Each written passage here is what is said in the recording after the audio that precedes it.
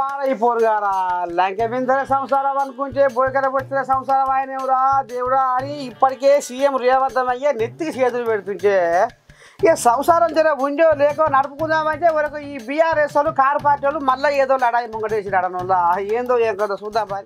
3.5 ఏండ్ల సంది పెండింగ్లో ఉన్న ఎల్ఆర్ఎస్ మళ్ళా ప్రాణం పోసుకోబోతుంది అడనులా.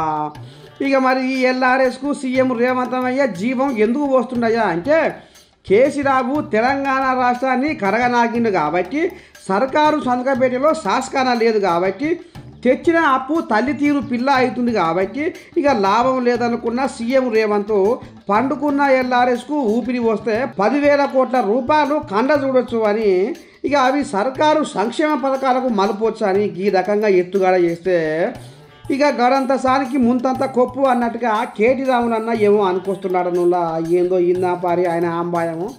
నీళ్లు లేక పంటలు ఎండుతా ఉన్నాయి. మరి ఒకవైపు రైతు కుటుంబాలు గాని దిగువ మధ్య తరగతి కుటుంబాలు గాని ఇబ్బందుల్లో ఉన్నాయి. కాబట్టి కాంగ్రెస్ పార్టీ గతంలో ఇచ్చిన హామీని నిలబెట్టుకోవాలని డిమాండ్ చేస్తూ ఉచితంగా ఎల్ఆర్ఎస్ ను అమలు చేయాలని డిమాండ్ చేస్తూ గతంలో ఈ మంత్రులు మాట్లాడిన మాటలు వారికి గుర్తు చేస్తూ 6వ తారీఖు నాడు, ఈరోజు 4వ తారీఖు, 6వ తారీఖు నాడు అన్ని నియోజకవర్గ కేంద్రాలు రాష్ట్ర వ్యాప్తంగా హైదరాబాద్ లో హెచ్ఎండిఏ కార్యాలయం దగ్గర, అదేవిధంగా జిహెచ్ఎంసి కార్యాలయం దగ్గర, హైదరాబాద్ కాడికేమో హెచ్ఎండిఏ జిహెచ్ఎంసి కార్యాలయం, మిగతా అన్ని నియోజకవర్గ కేంద్రాల్లో ధర్నాలకు పార్టీ పిలుపునిస్తా ఉంది.